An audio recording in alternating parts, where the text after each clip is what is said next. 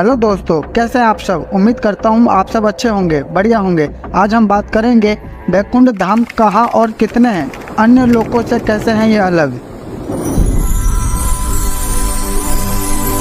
हिंदू सनातन धर्म में वैकुंठ धाम की चर्चा बहुत होती है। शिवलोक, गोलोक, ब्रह्मलोक, पाताललोक, विष्णुलोक, स्वर्गलोक और यमलोक होते हैं। उसी तरह वैकुंठ लोक भी होता है।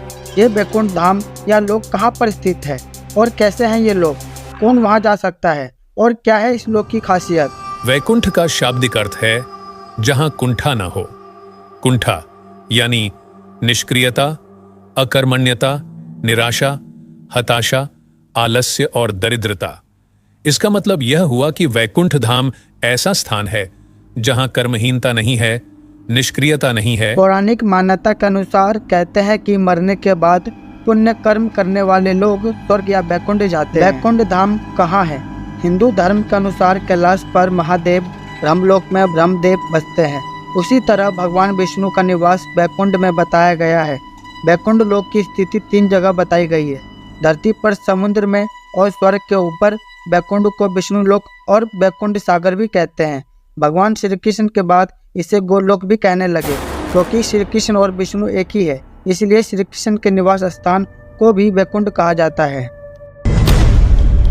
पहला वैकुंठ धाम। धरती पर बद्रीनाथ, जगन्नाथ और द्वारकापुरी को भी वैकुंठ धाम कहा जाता है। बद्रीनाथ में देव आत्म हिमालय के क्षेत्र को वैकुंठ कहा गया है।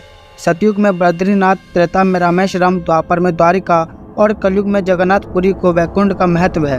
पुराणों में धरती के वैकुंठ के नाम से अंकित जगन्नाथपुरी का मंदिर समस्त दुनिया में प्रसिद्ध है। दूसरा वैकुंठ धाम।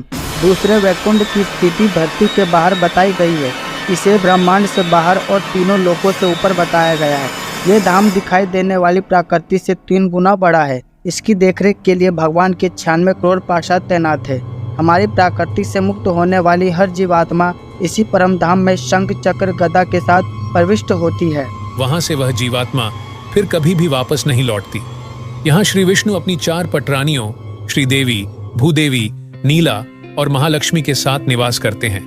पौराणिक मान्यता है कि इसी वैकुंठ धाम और एकपाद विभूति के मध्य विरजा नामक एक नदी बहती है।